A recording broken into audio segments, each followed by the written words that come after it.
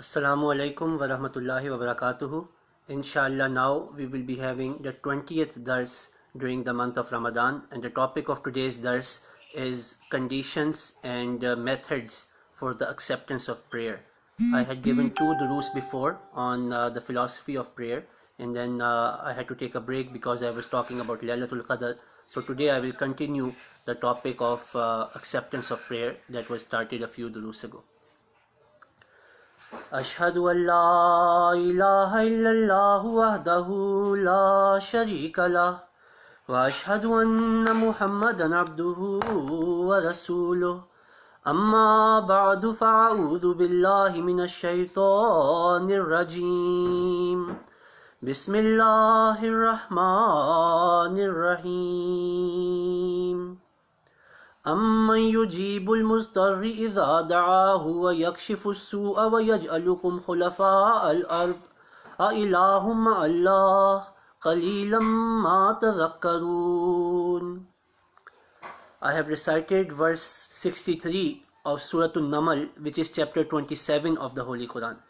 Allah Ta'ala says in this verse, "And who answers the call of a distressed person, a person who is a mustar, who is in a lot of trouble, who is the one who listens to his prayer and removes the evil, and who is the one who makes you successor in the earth." In another verse of the Holy Quran, Allah Ta'ala says, "Ya ayyuhallazina amanu ista'inu bis-sabri was-salah." Ask Allah's help with sabr and salat. So if you remember, in the previous two durus that I gave on the topic of the acceptance of prayer, I talked about how Allah Ta'ala's promise that Allah accepts prayer is not for everyone, but that person has to fulfill certain conditions for his prayers to be accepted. That is why Allah Ta'ala has used the word ad-da'i. That is why Allah Ta'ala has put the conditions of فَلْيَسْتَجِيبُوا لِي وَلْيُؤْمِنُوا بِي li. So today I will discuss the topic of conditions of the acceptance of prayer, and the topic of what are some of the methods that we can apply so that our prayers are more accepted in the sight of Allah. Firstly, let me present to you a quotation of Hazrat Masih Maud ﷺ, the promised Messiah ﷺ, in which Hazrat Masih Maud ﷺ has mentioned 4 conditions for prayers to be accepted. He mentions that the first condition for a person's prayer to be accepted is that he must have taqwa. That taqwa, righteousness, fear of Allah, God consciousness, believing in God and considering God to be present in front of you. These are different definitions of the word taqwa, is the first requirement for a person's dua, for a person's prayer to be accepted. Second condition that Hazrat Masih Maud ﷺ has mentioned, that a person when he is praying, he must have a pain in his heart. He must have some anguish, he must have some the distress in his heart, so his prayer accepted. And as Masih Maud ﷺ gives the example of this verse of the Holy Quran, the Amman yujibul mustarra idha da'ahu, the who is the one who listens to the prayer of a distressed person. So when a person is distressed, when a person is truly worried, at that time the prayers that a person made, those prayers are more accepted in the sight of Allah. Third condition that Hazrat Masih Maud ﷺ has mentioned, that waqte asfa mayassarave, that finding that chosen time. Prayer, you must have also noticed that sometimes you try very hard, but you cannot pray properly. On the other time, it is as if your soul is about to melt and present itself in front of Allah. So a person goes through different time. Sufiya have mentioned this as qabd and basat, that sometimes a person's spirituality is constrained, at other times person's spirituality is open, his heart is more open, it's more receptive. So Hazrat Masih Maud ﷺ has mentioned that the third condition for the prayers to be accepted is finding that specific time. Hazrat Muslih Maud radiyallahu ta'ala anhu has given the example of a river. Hazrat Masih Maud ﷺ, Hazrat Muslih Maud, the second Khalifa radiyallahu ta'ala anhu, has written, he says that it is as if a river is flowing. And when a river is flowing, if it's flowing in a very open area, in a plain area, then the river will not be so fast. But when the river is flowing through mountainous areas, because there are so many stops, there are so many hindrances on the way. Because of that, the speed of the river is much more faster. So as a Muslim Maud Raziallahu Ta'ala Anhu has mentioned that when all the conditions are met, the timing is met, the love of Allah is met, the taqwa is met, and all of these different conditions which I will talk about in more detail later. When all of those conditions are met, at that time person's prayer are accepted more, and a person is able to pray better as well. So the third condition which is mentioned by the promised Messiah ﷺ is finding that specific time when there is no, Hazur mentioned, when there is no veil between a person and his Lord. That a person is able to find that specific, that special time when it is as if he is seeing Allah, or better, as if Allah is watching him, or even better, as if he is watching Allah himself. So finding that time, that specific moment, is very important for the acceptance of prayer. The fourth condition which is mentioned by the promised Messiah ﷺ is that a prayer, just like any other thing, a prayer also needs a specific time. You need to spend a specific amount of time on a prayer for it to be accepted. It is not that you utter the words and right away, Nauzubillah, Allah is a genie who is in your control, Allah will do it for you. That is not how prayer works. For dua to be accepted, for prayer to be accepted, you need to spend a certain amount of time on that. That is why it is mentioned in the verse of the Holy Quran which I quoted, Ista'inu bis sabri was salah, that you must have patience when you're praying to Allah. So Hazrat Masih Maud has said that a person should continue to pray with love and sincerity and with patience until the prayer is accepted, or until Allah informs him that either his prayer will be accepted or not. So a person should continue to pray. So these are the four conditions of acceptance of prayer which are mentioned by the promised Messiah ﷺ. Now I will present to you an article written by Hazrat Muslih Maud Raziallahu Ta'ala Anhu, the second Khalifa Raziallahu Ta'ala Anhu, in which he has mentioned around 15 or so methods that we can imply so that our prayers are more accepted in the sight of Allah. So I have translated that from Urdu, so I will try to stay close to the words of the Muslih Maud Raziallahu Ta'ala Anhu, to words of the second Khalifa Raziallahu Ta'ala Anhu, as much as possible. He writes, with the help and grace of Allah, I want to mention how one should pray and what are some ways which increase the chances of the acceptance of prayer. Now this is important. He says, I do not mean to suggest in any way that I am telling you a way in which the master will become the servant, Nauzubillah, or vice versa. Nor am I telling you a way that, Nauzubillah, the creator will become the creation, or vice versa. That is what he said, I'm not telling you a magic spell that if you do this, automatically your prayers will be accepted. He says, what I'm telling you is, all I'm suggesting are some ways which will strengthen the relationship between the master and the servant, and the creator and the creation. And when this relationship is strengthened, this will increase the chances of the acceptance of prayer. He says, a time comes upon the servant when he becomes a tool in the hands of Allah. His every movement is for the sake of Allah. And at that time, whatever one prays for, all of those prayers are accepted. But there is no one way to reach that state. Allah Ta'ala has mentioned this, and this is also in a hadith, that a time comes upon a believer when Allah becomes his hands, when Allah becomes his feet, when Allah becomes his tongue. Once a person reaches that state, even a statement becomes a prayer, and Allah does those things for him.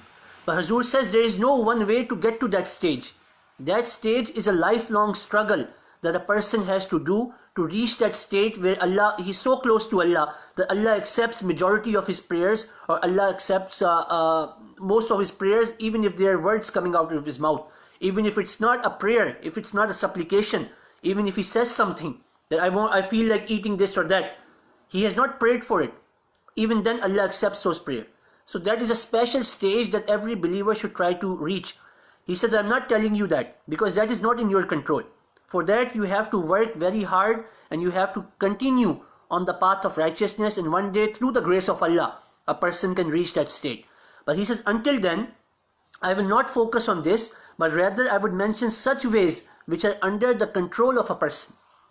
So he's mentioning such ways that we can imply practically, and by doing so, our prayers, our supplications will be more accepted in the sight of Allah.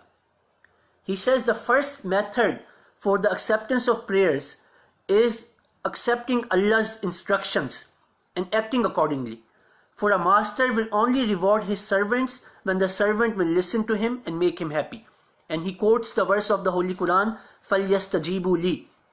That Allah Ta'ala says that if you listen to me, I will listen to your prayer.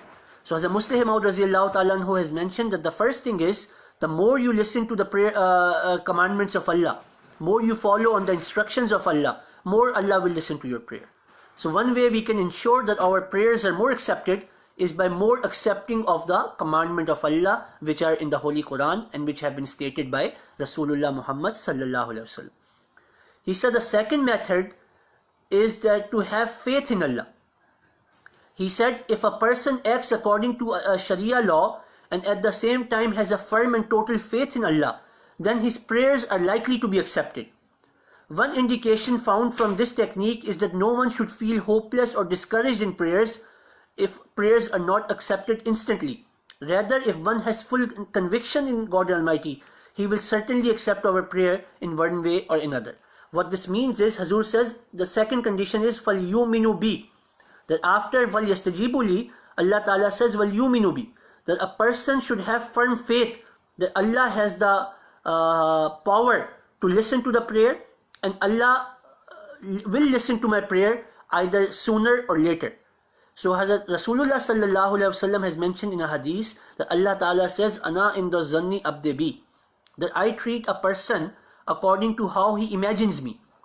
So if we have firm faith that Allah accepts prayer, and if we have firm faith that Allah has the power to change the destiny, Allah has the power to change the condition in our favor, then our prayer will be more accepted. As a Muslim Maud Raziyallahu Ta'ala anhu said that a person should never give up hope. A person should pray until his throat becomes sore from praying to Allah. His eyes become tired from crying so much. So he gives the example of a Sufi saint that one of his servants or one of his followers, he was praying with him, and when the Sufi was praying, he heard a call from the heavens saying that your prayer will not be accepted. Next day he was praying again, and again he heard a voice saying to the Sufi that your prayer, to the saint, that your prayer will not be accepted. The third night same happened. So the fourth day, the person was ready to leave. He said, how can I become a follower of such a saint whose prayers are not accepted? And the saint replied to him that I have been praying this prayer for 30 years and you have only become tired in 3 days? And the same night Allah revealed to him that all of your prayers in the last 30 years have been accepted. So it is very important that a person should have firm faith that Allah will accept his prayer sooner or later. Thirdly, Hazur Raziyallahu Ta'ala anhu advised that if we behave in a decent manner with others, then God will also shower His love for us in the form of acceptance of prayer. For instance, if humans help their fellow beings at a time of hardship, our Lord will also help us in resolving our own difficulties. So the third way which is mentioned by Hazrat Muslim Maud Raziyallahu Ta'ala anhu is that Hazrat Muslim Maud Raziyallahu Ta'ala anhu says that try to resolve the difficulties of your fellow human beings. If you do that, Allah will resolve your difficulties. There are certain things which are not in our power, which we cannot resolve. But there are people who are going through other difficulties which we can help them with. So for example, you're not asking Allah for a job or you're not asking Allah for money, but you have money. But there is another person who's a poor person. So if you help him by financially, if you help him in his time of need, Allah will accept you with whatever you need. So helping the creation of Allah is a great way through which our prayers can be more accepted. Fourth way is by sending durood on Rasulullah sallallahu alaihi wasallam as much as possible. I gave an entire dars on the topic of salawat on Rasulullah sallallahu alaihi wasallam, and I have explained again and again what is the philosophy behind this. As a Muslim Maud mentions this very briefly, that Rasulullah sallallahu alaihi wasallam was a beloved of Allah, and when we pray for Rasulullah sallallahu alaihi wasallam, Allah will accept our prayers as well. So it is very important that we should send a lot of durood, a lot of salawat, a lot of blessings upon Rasulullah sallallahu alaihi wasallam before we ask for anything. So if you notice the 4 points which are mentioned so far, or 5 points which are mentioned so far, they have to be done even before you come and start praying about what you are asking for. So before you start praying, you need to accept Allah's commandments more often. Before you start praying, you have to have firm faith in Allah. Before you start praying, you should try to help the mankind. You should try to help people who are around you, and you should send darood on Rasulullah sallallahu alaihi wasallam.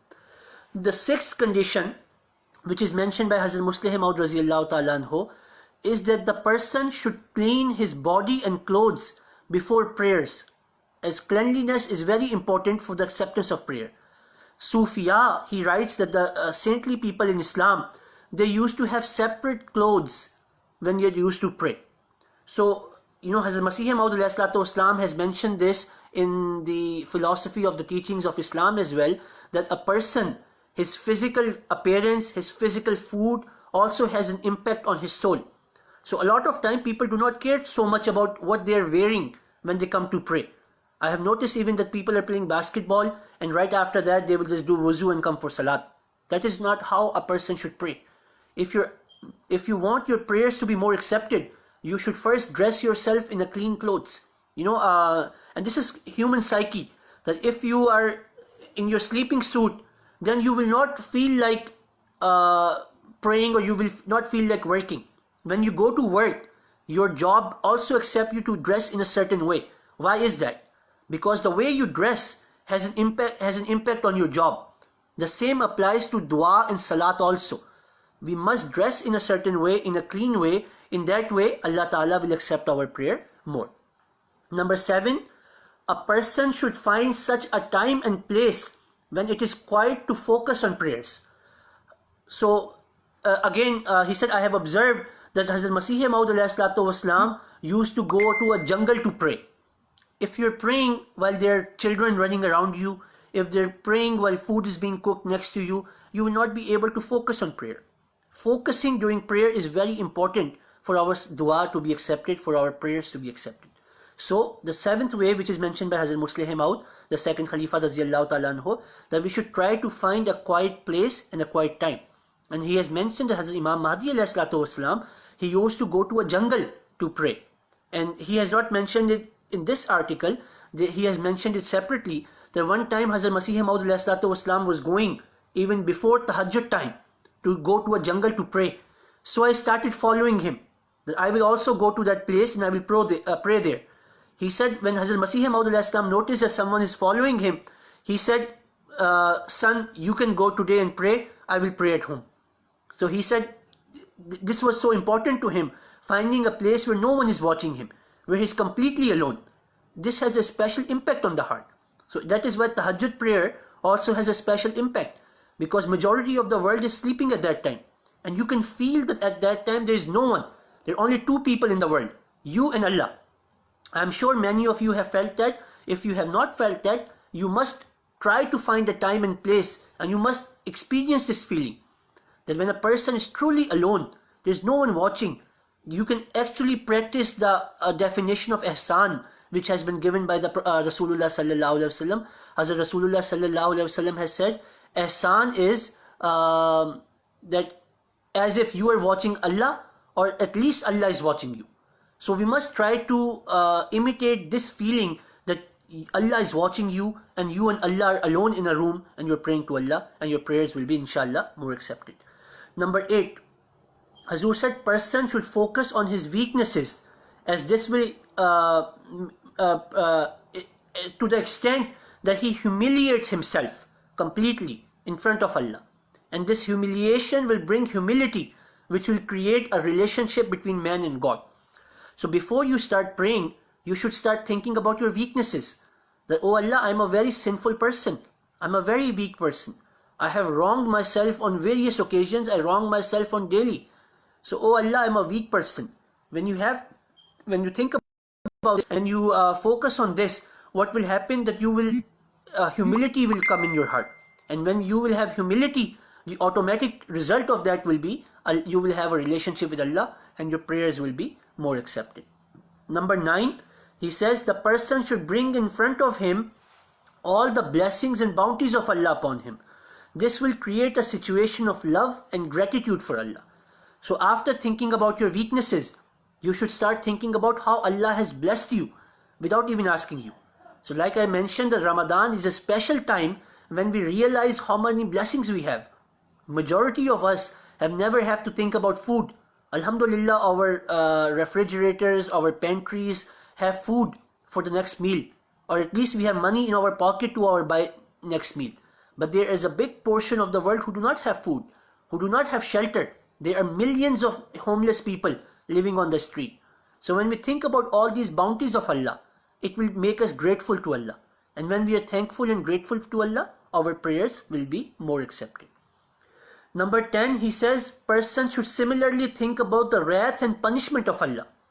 The prayer which is done with both hope and love and fear has more acceptance. So not only think about the bounties of Allah, but also realize your weaknesses. And your weaknesses will bring the wrath of Allah upon you. So when a person thinks about the wrath of Allah, the automatic result is that a person will be fearful of Allah. That, oh Allah, I have so many weaknesses. And one day I will die and you will raise me up again. And I will be brought to account in front of you. When you think about the fear of Allah, Hazur says the prayer which is done with both hope and love and fear, those prayers are more accepted. So hope that Allah always listens to prayer. Love because Allah has given us so much. And fear because we are weak people and Allah will bring us to account. When we have all of these three things, love, hope and fear, then the result will be that our prayer will be more accepted in the sight of Allah. Then Hazur says, number 11, the person should become active and should not be lazy and lethargic when praying. Many people make this mistake that especially when they're offering nawafil, sometimes they sit down and pray. Or even when they're standing lazily on one side or the other. Allah Ta'ala has mentioned this as a sign of munafiqeen, of those people who are hypocrites. That when وَإِذَا قَامُوا إِلَى الصَّلَاةِ قَامُوا كُسَالَى, that when they stand up for prayer, they stand up very lazily. So that is a sign of hypocrisy. So Hazur says, when you stand for prayer, stand in a very active manner. And when you do that, your prayer will be more accepted. So one way to do that is to do a very good wuzu before you start praying. Some people, especially in the morning, they're too tired. They just, they just throw some water on their face and they think that is wuzu. No. So before salat, do wuzu properly, become active. Even if you have to do a few stretches, do a few stretches before tahajjud prayer. So you are active. And when you pray in your salat in an active manner, your prayer inshallah will be more accepted. Number 12, he says, when praying for a specific matter, first the person should pray for such things which will be accepted by Allah anyways, which are already accepted by Allah. So to give you an example, such as the victory of Islam and the elevated station of prophets and companions, etc. So before you ask for Allah for a prayer for your what you need, you should pray to Allah for such things, for such prayers which are already accepted in the sight of Allah. You should pray for the victory of Islam. Now victory of Islam is something which has been already accepted in the sight of Allah. Allah has already mentioned in the Holy Quran that كَتَبَ اللَّهُ لَأَغْلِبَنَّ أَنَا وَرُسُلِي هُوَ الَّذِي أَرْسَلَ رَسُولَهُ بِالْهُدَى وَدِينِ الْحَقِّ لِيُظْهِرَهُ عَلَى الدِّينِ كُلِّهِ. It is written in the Holy Quran that Islam will become victorious over all other religion, whether we pray for it or not. Allah has written that His prophets will become successful, whether we pray for it or not. So now this prayer is already accepted.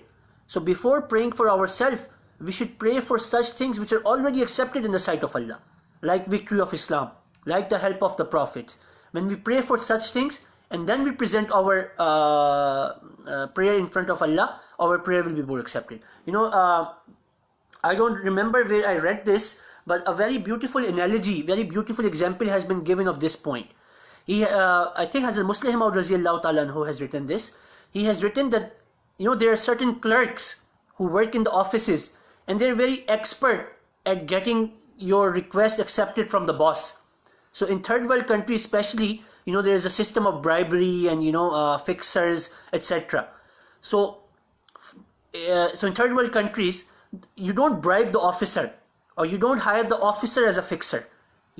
People who are hired as a fixer or people who are take bribe, they're lower level people.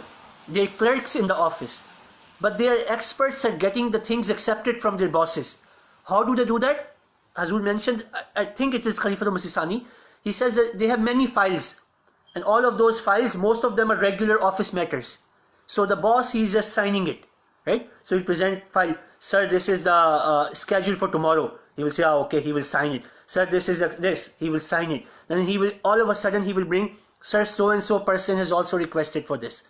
So the boss is already accepting many things, so he will accept it also.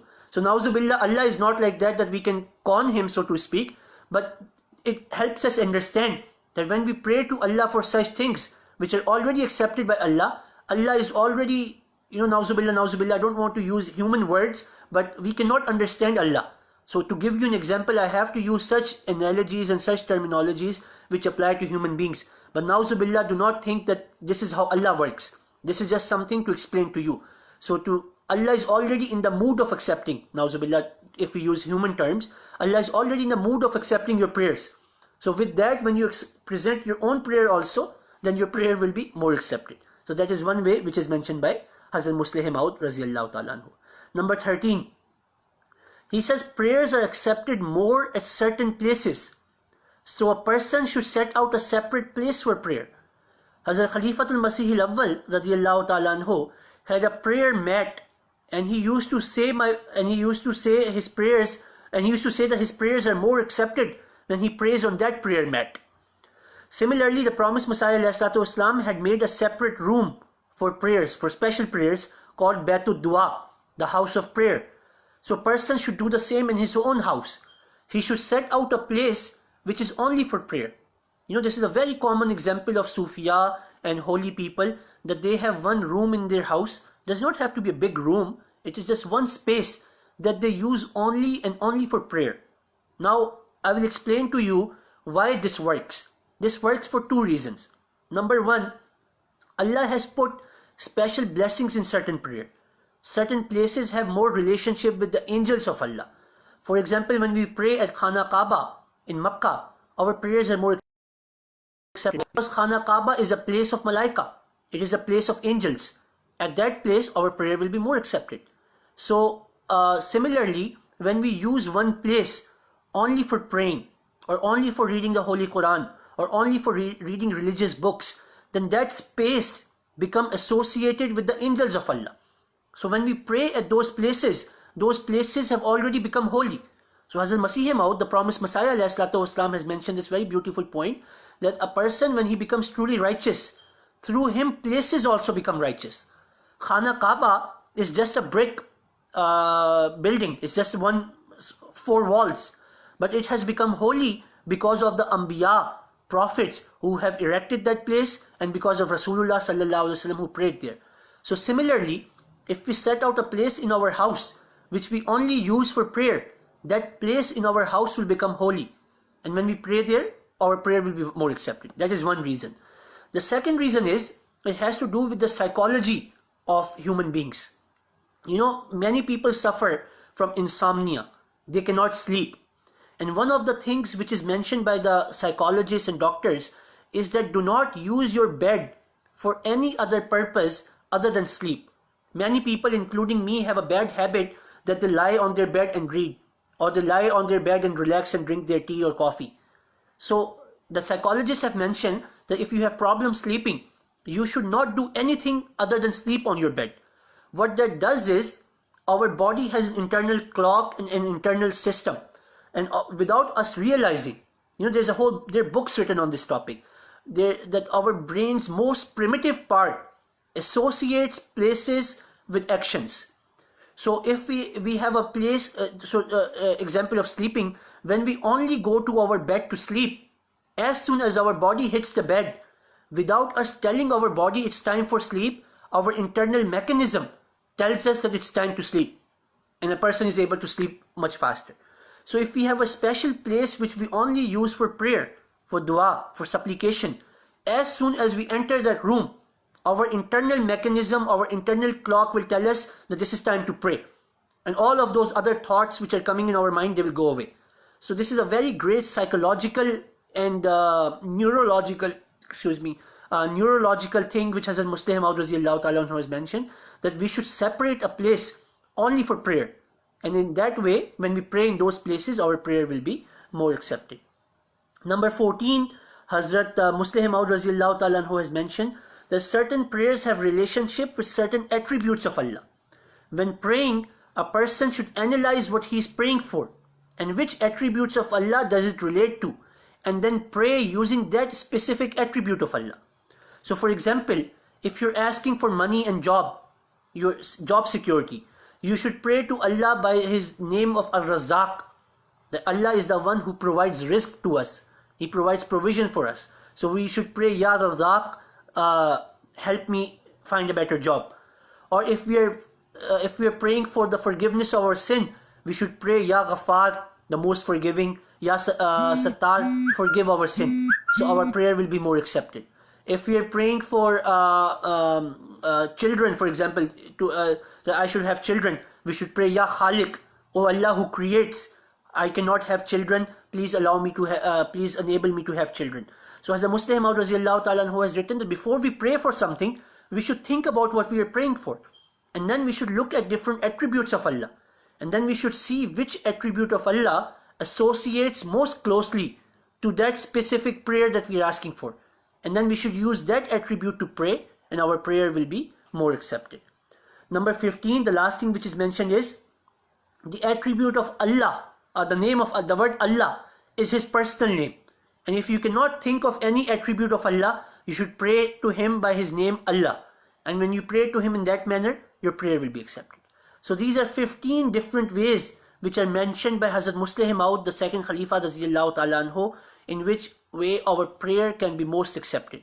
But to go back to the original saying of the promised Messiah والسلام, which I presented, that we must have 4 things, 4 conditions for our prayer to be accepted. Number 1, taqwa, righteousness. Number 2, we must be in a situation of distress. We must have fervor and pain in our prayer for our prayer to be accepted. Number 3, finding the right moment for that prayer. And number 4, which is probably the most important, is to pray with patience. We should not get tired after praying 1 time or 2 times or 3 times, but we should continue to pray to Allah with sabr, with patience, and then our prayers will be accepted. So these are just some ways which I wanted to present in front of you, in which way our prayers can be more accepted. Again, we are going through the last few nights of the month of Ramadan.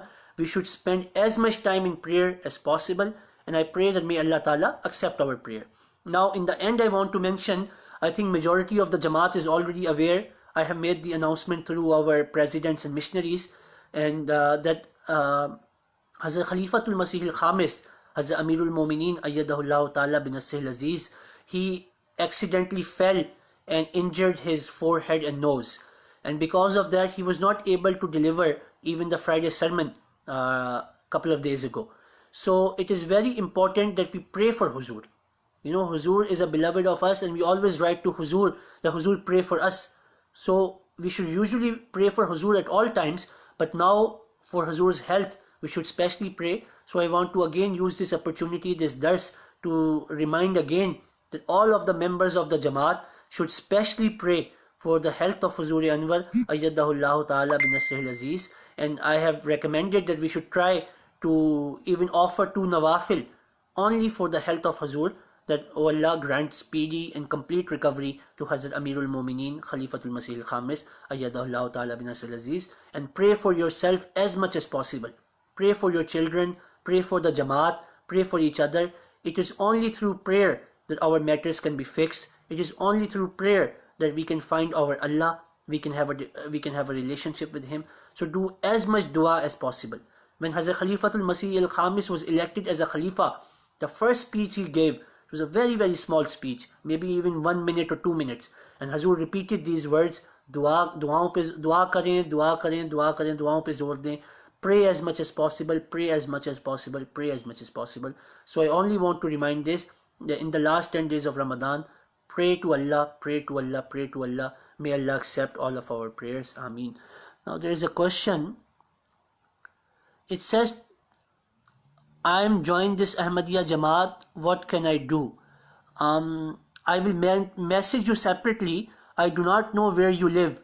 If you live in the Philippines, you can contact me and I will put you in touch with someone who is in touch with the Jamaat. If you live in somewhere outside of Philippines, I will connect you with them. So I will message you separately about how to accept Jamaat Ahmadiyya, but I will message you separately, inshallah. So Allahumma salli ala Muhammadin wa ala ali Muhammadin wa barik wa sallim innaka Hamidum Majid. Jazakallah ahsanal jaza.